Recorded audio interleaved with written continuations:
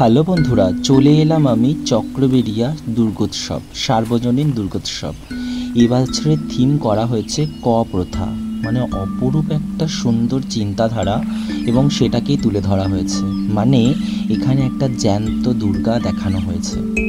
বিসর্জনের সময় যে এখানে সুন্দর একটা প্রতিচ্ছবি তুলে ধরা হয়েছে, সেখানে কিন্তু একটা জ্যান্ত মেয়ে শুয়ে রয়েছে এবং ঘন্টার পর ঘন্টা সে কিন্তু একদমই নড়াচড়া করছে না। শুধু মাঝে মাঝে তার আঙুলের একটা হাত, মানে হাতের একটা আঙুল, এবং কখনো কখনো চোখটা বুজছে এবং চোখটা খুলছে।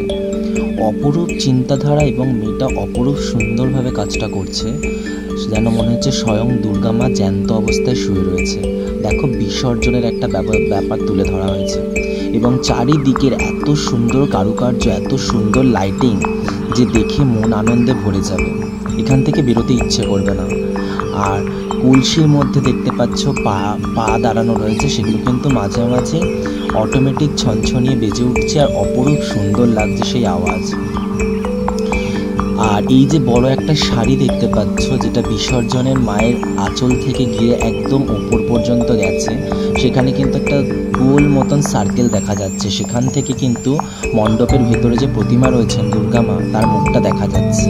মানে অপরূপ চিন্তাধারা, দারুণ, মানে মন আনন্দে ভরে যাবে। কারা কারা গেছো এখানে অবশ্যই জানিও, আর যারা যাওনি তারা কিন্তু অবশ্যই ঘরে বসে দেখতে থাকো এই ব্লগটা। আমার চ্যানেলের নাম এন্টারটেনমেন্ট ব্লগ বিজয়, যেখানে তোমাদের সকলের জন্য দারুণ দারুণ ব্লগ নিয়ে আসছি আমি। ভালো লাগলে চ্যানেলটা লাইক, কমেন্টস এবং সাবস্ক্রাইব করে দিও। আরও নতুন নতুন ব্লগ নিয়ে আসবো নর্থ কলকাতা, সাউথ কলকাতার সমস্ত দুর্গা পুজোগুলো। তো চলো এবার আস্তে আস্তে মণ্ডপের ভেতরের দিকে একটু এগোনো যাক। মণ্ডপের ভেতরে যখন আমি এগোচ্ছি, তখন সেখানে মানে আরও অসাধারণ কারুকার্য, ক প্রথাটাকে পুরো তুলে ধরা হয়েছে। ক প্রথার মধ্যে কীভাবে বিয়ে হচ্ছে, বিয়ের পরে তারা কীভাবে থাকে, তাদের জীবনটা কীরকম, বরের মাথার মুকুট, মানে বরের মাথার যে টোপর হয়, সেই টোপর থেকে মেয়ের মাথার যে মুকুট, পুরো ডিটেলসটা কিন্তু ভেতরে তুলে ধরা হয়েছে। আর ঝাড়টা যদি তোমরা দেখো, মনটা একদম আনন্দে ভরে যাবে। তো চলো আস্তে আস্তে এবার আমি মণ্ডপের ভেতরে প্রবেশ করছি।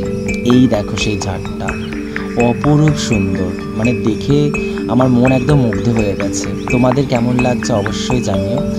এই যে ক প্রথা বন্ধ করা হোক, এটাই হচ্ছে পুজোর থিম। আর এবার চলো আস্তে আস্তে প্রতিমা দর্শন করাই। প্রতিমা দর্শনে মন তোমাদের মুগ্ধ হয়ে যাবে। মায়ের রূপটা অপরূপ সুন্দর দিয়েছে এখানে, দেখার মতো। তো আমার তো ভীষণ ভালো লাগলো। তোমাদের কার কীরকম লাগলো অবশ্যই কিন্তু তোমরা জানিও। আর যারা যারা গেছো তারা একবার কমেন্টস করে জানিও যে এই মণ্ডপটা তোমরা ঘুরে এসছো। থ্যাংক ইউ ব্লগটা দেখার জন্য। সবাইকে অসংখ্য ধন্যবাদ। দেখতে থাকো ব্লগটা।